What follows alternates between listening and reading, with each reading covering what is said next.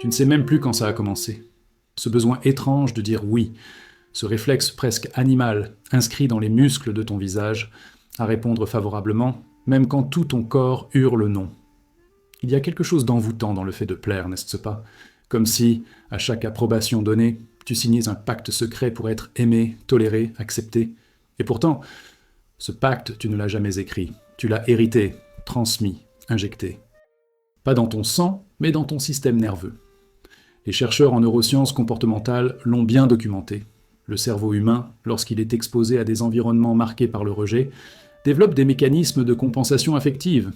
C'est la fameuse boucle de soumission sociale. Une hyperactivation de l'amygdale, un stress anticipé lié à la peur d'être exclu, un déclenchement de cortisol à la simple idée de décevoir. Ce n'est pas une faiblesse, c'est une adaptation. Ton oui est un cri de survie, pas une opinion. Mais alors, comment repérer que quelque chose cloche? Comment démasquer ce monstre silencieux qui te pousse à t'effacer? Les premiers signes ne font pas de bruit. Tu te surprends à répondre positivement sans réfléchir. Tu souris alors que tu te sens envahi. Tu proposes ton aide alors que tu es à bout, et personne ne t'oblige. C'est ça, le piège. Personne ne te tient la main. Tu te tiens toi-même en otage. Puis viennent les douleurs fantômes. Maux de tête chroniques, troubles digestifs, fatigue inexpliquée. Parce que ton corps, lui, se souvient de chaque nom que tu n'as pas dit. Et il les stocke, comme des dettes émotionnelles, prêtes à te rappeler leur existence dans la moindre tension musculaire. Un simple rendez-vous de plus, un engagement que tu ne voulais pas prendre, et soudain, une crise d'angoisse. Tu ne comprends pas.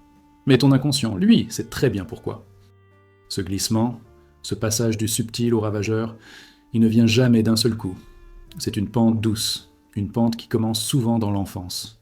Tu as appris à être le gentil, la gentille, à ne pas faire de vagues, à protéger les autres de ta propre vérité, et avec le temps, cette posture devient ta peau, mais elle t'étouffe. Tu ne vis plus tes choix, tu les subis, et plus tu dis oui, plus tu te perds, jusqu'à ne plus savoir ce que tu veux vraiment. Et ce n'est pas que personnel. Cette incapacité à dire non se reproduit, s'étend, se démultiplie dans les familles, les cercles sociaux, les dynamiques de groupe. Une mère qui ne sait pas poser de limites élèvera souvent des enfants qui confondent bonté et effacement. Un collègue qui accepte tout sans broncher crée une norme implicite de soumission collective. Et bientôt, c'est tout un bureau, tout un foyer, tout un couple qui fonctionne sur la peur du conflit. C'est une possession douce, une contagion invisible. Alors, comment s'en sortir? Comment reprendre le contrôle? Le premier pas, c'est de reconnaître que dire non n'est pas un acte de rejet, mais un acte d'amour, pour soi. C'est un geste de préservation, un signal envoyé à ton propre esprit « je compte aussi ». Il faut apprendre l'art de la retraite stratégique. Se retirer pour mieux revenir, s'éloigner non pas pour fuir, mais pour se recentrer. Il ne s'agit pas de devenir dur, mais de devenir vrai. Et dans ce silence reconquis, quelque chose d'ancien se réveille. Une dignité oubliée, une verticalité intérieure. Tu n'es plus en train de t'adapter, tu es en train de te redéfinir. Et les autres le sentent.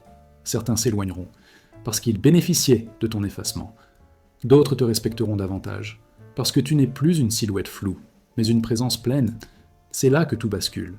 Tu ne vis plus dans la peur d'être abandonné. Tu choisis qui mérite ton oui. Et ce choix, enfin, t'appartient. Mais ce n'est pas qu'une histoire de choix conscient. Derrière cette habitude de dire oui, derrière cette loyauté maladive envers le confort des autres, il y a un système bien plus ancien à l'œuvre. Le cerveau, lorsqu'il est exposé à la tension de devoir refuser, active exactement les mêmes zones que celles de la douleur physique. Oui, tu as bien entendu. Pour certains individus, dire non revient à se brûler. Pas symboliquement, neurologiquement. L'insula, cette région profonde du cerveau liée à l'empathie et à la perception de la souffrance, s'illumine comme sous électrochoc lorsqu'ils envisagent simplement de décevoir quelqu'un. Ce n'est pas une question de manque de caractère, c'est une mémoire, un ancrage, une empreinte qui se répète génération après génération. Les psychologues de l'université de Berkeley ont démontré que les enfants élevés dans un environnement où l'amour est conditionné, c'est-à-dire donné uniquement lorsqu'ils répondent aux attentes, développent un schéma cérébral dans lequel la conformité est associée à la sécurité. Alors ils deviennent adultes et continuent d'obéir à des règles invisibles, pas parce qu'ils y croient, mais parce qu'ils ont peur de ce qui se passerait s'ils les brisaient. Et cette peur ne se manifeste pas toujours en cris ou en crise. Non, elle se cache dans les gestes quotidiens, dans le refus de dire qu'on est fatigué, dans l'incapacité de refuser une invitation, même si on est au bord de l'effondrement. dans cette petite tension dans la gorge quand on s'apprête à exprimer une opinion divergente, elle est là, tapie, comme un vieux réflexe de survie qui s'active dès que l'harmonie semble menacée. Et alors que ce mécanisme paraît discret, presque banal, il se transforme peu à peu en prison mentale. D'abord, on évite les conflits, puis on évite les gens qui pourraient en créer. Ensuite, on évite soi-même, on se dissocie. On devient spectateur de sa propre vie, comme si chaque oui donné pour éviter une tension extérieure nourrissait un non silencieux envers son propre être, un abandon lent, poli, indolore en surface, mais corrosif en profondeur. Et parfois, sans prévenir, ce refoulement constant se retourne contre nous. C'est la crise d'identité, la sensation de vivre une existence par procuration. On ne reconnaît plus ses choix. On s'entend parler et on se demande qui parle vraiment. On s'excuse d'être là, de respirer trop fort, d'occuper de l'espace, et on se persuade que c'est normal, que c'est noble, que c'est être une bonne personne. Mais est-ce vraiment noble de se nier ? Est-ce vertueux de disparaître pour exister dans le regard des autres ? Cette illusion, cette mascarade de bienveillance, elle est souvent renforcée par le regard collectif. L'entourage applaudit le sacrifice. La société érige en héros ceux qui se taisent pour la paix du groupe. On parle d'altruisme, de bonté, de don de soi, sans jamais interroger le prix réel de ces vertus. Le prix en santé mentale, en authenticité, en vérité. Car plus tu dis oui pour fuir un malaise, plus tu construis autour de toi une version de toi-même qui n'est pas toi. Un hologramme social. Et cet hologramme plaît, il est accepté, il est validé, mais il ne vit pas. Il fonctionne, il répond, il s'adapte, et un jour, il s'effondre. Mais il existe une autre voie, une façon de reprogrammer ce conditionnement sans violence. Le chemin commence par un retour au corps, ressentir ce frisson dans la colonne quand on s'apprête à dire non. Identifier cette chaleur dans la poitrine, ce nœud dans l'estomac, cette micro-panique qui surgit au moment de s'affirmer, et au lieu de la fuir, l'écouter, lui parler, la remercier, car elle n'est pas ton ennemi. Elle est la preuve que tu es en train de te réapproprier ton espace intérieur. Il faut apprendre à respirer au lieu de répondre, à différer la réponse pour sonder l'intention réelle, à poser une main invisible sur son propre épaule et murmurer « Ce n'est pas grave si tu déplais. Ce n'est pas grave si tu es différent. Ce n'est pas grave si tu es vrai. » Et peu à peu, ce qui était insupportable devient supportable, puis naturel, puis vital. Tu ne te bats plus contre le monde, tu t'alignes avec toi. Et cette cohérence, ce fil invisible entre ce que tu ressens et ce que tu dis, devient ton ancrage, ta force tranquille, ton rempart contre les manipulations douces, les chantages affectifs, les attentes silencieuses. Ce n'est pas une révolution extérieure. C'est une reconquête souterraine, un soulèvement intime. Et il commence là, dans le simple fait de dire non, même en tremblant. Et plus on avance, plus on comprend que ce n'est pas simplement une faiblesse personnelle. C'est une architecture émotionnelle complexe. Car avant de pouvoir dire non, il faut d'abord se sentir autorisé à exister. Et là est tout le paradoxe. On vit dans un monde où l'on prêche l'authenticité, mais où le moindre acte de dissidence douce, comme le refus d'un service ou le fait de poser une limite, est perçu comme une rupture de contrat moral. Alors, on apprend à camoufler, à maquiller son inconfort, à rire doucement quand on est dérangé, à faire semblant que ça ne dérange pas, à jouer au pilier, au soutien, au confident. Et ce masque devient la norme. La réalité intérieure s'éloigne. Elle devient un murmure, puis un silence, puis un oubli. La psychologie comportementale parle ici de dissonance cognitive chronique. Le professeur Leon Festinger, à l'origine du concept, expliquait que lorsque nos actions contredisent continuellement nos pensées ou nos besoins profonds, un malaise intense s'installe. Le problème, c'est que cette dissonance ne se manifeste pas d'un coup. Elle s'installe par couches. Chaque fois que tu dis oui à contre-cœur, tu crées une fissure minuscule. Une micro-fracture dans ton intégrité psychique. Individuellement, elles sont invisibles. Collectivement, elles deviennent une brèche. Et il y a des signes. Toujours. Mais on ne veut pas les voir, car les voir obligerait à agir. Alors ils prennent des formes plus acceptables. Un sourire mécanique, des nuits agitées, une procrastination subtile, un agacement permanent envers les demandes simples. Ce ne sont pas des caprices, ce sont des signaux, des alertes. Ton esprit essaye de te prévenir que tu n'es plus à ta place dans tes propres décisions, que tu as glissé de l'engagement à l'obligation, de l'écoute à l'effacement. Et plus tu repousses, plus les signes montent en intensité. Ce qui était une simple gêne devient un épuisement moral. Ce qui ressemblait à de la gentillesse devient un pacte de silence. Tu dis oui pour éviter la culpabilité, tu dis oui pour éviter les questions, tu dis oui pour ne pas affronter cette voix en toi qui, à force d'être ignorée, a fini par se taire. Mais le plus troublant, c'est que cette mécanique ne reste pas confinée à l'intérieur. Elle devient une culture, une habitude collective, une norme implicite. Les groupes valorisent ceux qui se sacrifient. Les familles s'appuient sur celui qui gère toujours. Les entreprises exploitent les profils flexibles. Et sans que personne ne le dise à voix haute, un système entier se construit sur le dos de ceux qui ne savent pas refuser. Et dans ce système, une vérité brutale s'impose. Plus tu dis oui, moins ta parole vaut. Car un oui automatique perd de sa valeur. Il devient un bruit de fond. Il ne surprend plus. Il ne touche plus. Il est attendu. Et toi, tu deviens cette présence utile mais interchangeable. Toujours là, toujours disponible, jusqu'au jour où tu n'y arrives plus. C'est pourquoi il faut apprendre à reconnaître ces signes dès leur apparition. Il ne s'agit pas d'un luxe émotionnel, mais d'un impératif de survie intérieure. La stratégie de protection, ici, n'est pas d'attaquer ou de s'imposer, c'est de ralentir, d'observer, de se demander à chaque sollicitation « est-ce que je veux vraiment ?» ou « est-ce que j'ai juste peur des conséquences du non ?» Et parfois, la réponse fait mal, car elle révèle que l'on vit selon des règles que l'on n'a jamais écrites. Mais cette douleur est précieuse, elle est la porte, la faille sacrée par laquelle l'authenticité peut renaître. Elle nous ramène à un principe oublié. Il est plus dangereux de se trahir que de décevoir. Et dans ce frisson du réveil, dans cette microseconde où tu envisages de dire non, un espace s'ouvre.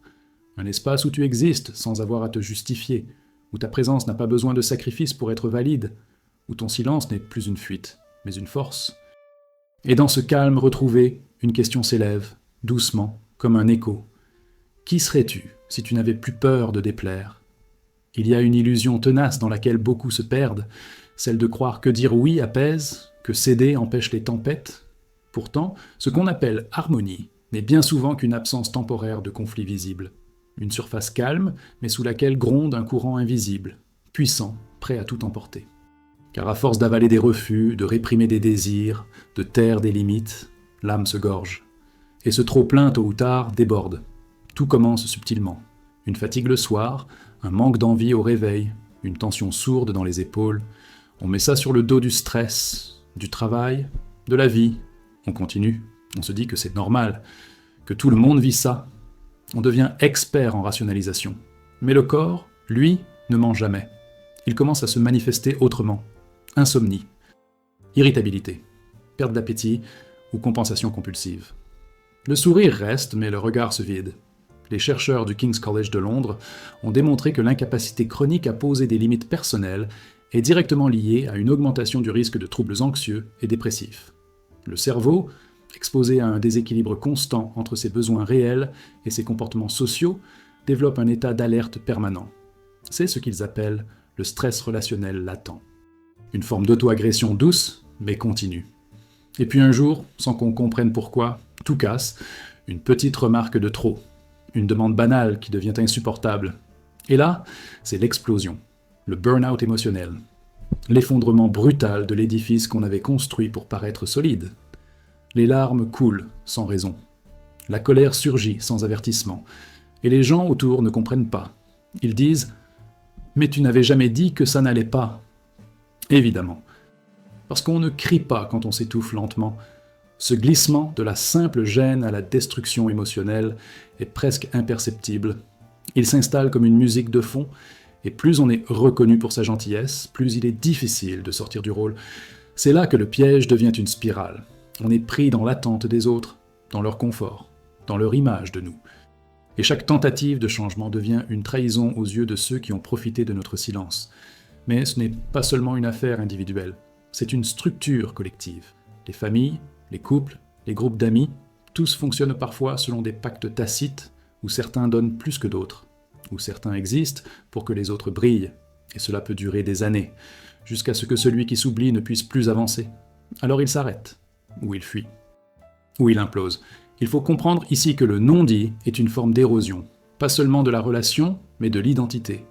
Et à force de lisser les angles, on devient une version floue de soi-même, une ombre portée, un outil utile, mais plus un être vivant. Il devient vital de mettre en place un protocole de protection. Et ce protocole n'est pas une armure rigide, C'est une pratique douce, quotidienne, de recentrage. Cela commence par de petites phrases « Je vais y réfléchir »,« Je ne peux pas aujourd'hui »,« J'ai besoin de temps ». Ces phrases pointées sont comme des clés. Elles ne ferment pas des portes, elles ouvrent des espaces. Et dans ces espaces, quelque chose revient.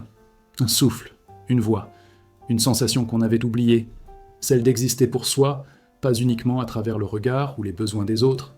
C'est là que naît la vraie guérison. Pas dans la rupture brutale, mais dans la reconquête silencieuse d'un territoire intérieur abandonné. Parce que, au fond, ce n'est pas l'amour des autres qu'on cherche désespérément. C'est la permission de se choisir, même quand ça déplaît. Et cette permission, personne ne viendra te la donner. Elle se prend, elle s'incarne, et elle change tout. Mais parfois, même lorsqu'on commence à retrouver son souffle, à redéfinir ses contours, quelque chose nous tire en arrière. Une force presque invisible, comme si nos noms nouveaux dérangeaient un ordre ancien. C'est à ce moment-là qu'on découvre la face la plus insidieuse du problème, le collectif. Ce n'est pas seulement une habitude personnelle, c'est un écosystème. Une possession douce, tissée dans les liens, les attentes, les regards. Il y a dans chaque famille, chaque groupe, chaque organisation, des rôles silencieux attribués dès les premières interactions. L'aîné responsable, la sœur conciliante, le collègue qui absorbe les tensions. Et celui ou celle qui ne sait pas dire non devient souvent le ciment invisible du système. Celui qui arrange, qui temporise, qui absorbe. Il est la colle affective. Et le drame, c'est que plus il souffre, plus on attend de lui qu'il continue. Parce que son silence a construit l'équilibre. Et que dire non, c'est faire trembler toute la structure. Les travaux de la psychologue Virginia Satir ont démontré que dans les systèmes familiaux, les identités se figent autour de dynamiques inconscientes. Celui qui commence à changer provoque des réactions violentes, non pas parce qu'il est en tort, mais parce qu'il menace l'équilibre établi. Dire non dans un système basé sur le sacrifice, c'est souvent vécu comme une trahison. Pas seulement par les autres, mais aussi par soi-même. Et alors, la peur revient. Pas la peur de décevoir un individu, mais celle de ne plus appartenir. Car le collectif agit comme une entité autonome. Il observe, il juge, il punit, il marginalise. Et parfois, il absorbe. Il te prend, il t'utilise, il te modèle pour que tu sois utile à sa survie. Et cela peut durer toute une vie, sans que tu mettes un mot dessus. Ce phénomène est ce que les sociologues appellent la normativité implicite. Une forme de conditionnement social si intégré qu'on ne le remarque plus. C'est la voix qui dit « tu exagères, tu fais des histoires pour rien, tu étais plus simple avant ». Et peu à peu, on doute, on se demande si on ne devient pas égoïste. On culpabilise d'exister avec des besoins, on commence à négocier sa vérité. Mais à force de négocier, on s'efface. Et à force de s'effacer, on s'oublie. Ce n'est plus toi qui parles, c'est le masque que le groupe t'a imposé.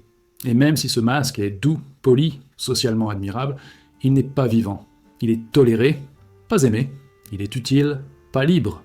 Il faut alors une prise de conscience brutale. Le collectif n'est pas toujours un refuge. Il peut être une cage. Une cage dorée, tissée de liens affectifs, de souvenirs partagés, d'habitudes rassurantes. Mais une cage tout de même. Et si tu veux retrouver ton axe, ton souffle, ton espace, il faudra apprendre à t'extraire. Pas fuir, pas tout détruire. Mais sortir doucement des zones où ton authenticité n'est pas la bienvenue. Cela demande du courage, car tu vas perdre des regards, des alliances, des habitudes, peut-être même des relations. Mais ce que tu vas gagner n'a pas de prix, ta cohérence. Ton espace mental, ton droit de respirer à ton rythme. Et dans cette reconquête, un protocole se dessine.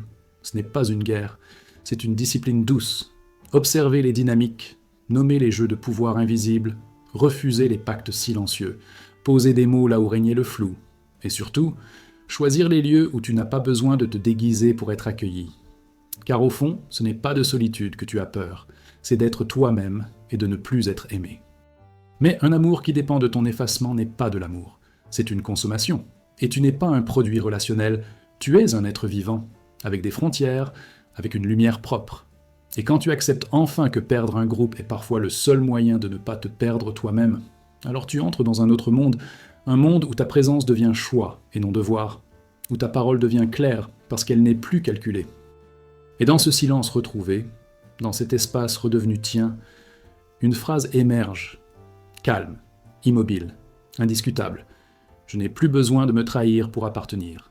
Et un jour, presque sans s'en rendre compte, on se retrouve face à soi-même. Non plus dans l'agitation du quotidien, ni dans les dialogues silencieux avec les autres, mais dans cet espace nu, brut, où il n'y a plus d'échappatoire possible. C'est là, dans cette solitude dense, que naît la dernière phase du réveil, celle où l'on ne cherche plus à être compris, mais à être en paix, pas avec le monde, avec soi. Car dire non, ce n'est pas s'opposer, c'est s'aligner. Mais ce retour vers soi est rude. Il ressemble parfois à une trahison. Car lorsqu'on a passé des années à exister à travers les besoins des autres, affirmer sa propre direction donne l'impression de tout démolir. Et c'est vrai. Une part de toi s'effondre. Mais c'est la part qui mentait. Celle qui souriait pour survivre, celle qui s'adaptait pour ne pas déranger, celle qui portait le masque de la personne forte, généreuse, inépuisable, alors qu'à l'intérieur, tout était en tension. Les études de l'Institut de psychologie de Zurich ont démontré que les personnes ayant traversé un parcours de dépendance à l'approbation sociale présentent un déséquilibre prononcé entre les régions du cerveau liées à la prise de décision autonome et celles activées par le regard extérieur. C'est-à-dire que leur propre volonté est souvent court-circuitée par la simple anticipation de la réaction d'autrui. Cela ne relève pas d'un manque de volonté, mais d'un mécanisme neurologique intégré. Et ce mécanisme, comme tout conditionnement, peut être désactivé, lentement, mais durablement. Le processus commence avec une phrase, murmurée intérieurement « Je me choisis », pas contre les autres, mais malgré eux. Et ce « malgré » est essentiel, parce qu'il y aura toujours des voix pour t'accuser d'égoïsme, pour te rappeler qui tu étais, pour te dire que tu as changé. Et ces voix ont raison, tu as changé. Mais pas parce que tu es devenu dur, parce que tu as cessé de te blesser. Ce chemin n'est pas linéaire.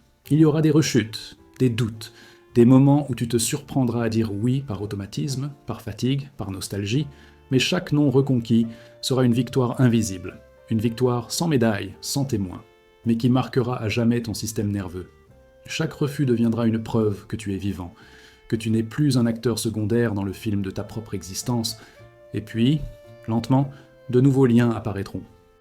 Des relations où tu n'auras pas à jouer un rôle, où ton non ne sera pas perçu comme une menace, mais comme un simple mot, où ton silence ne sera pas interprété comme du désamour, mais comme une respiration. Ces relations seront moins nombreuses, mais elles seront vraies.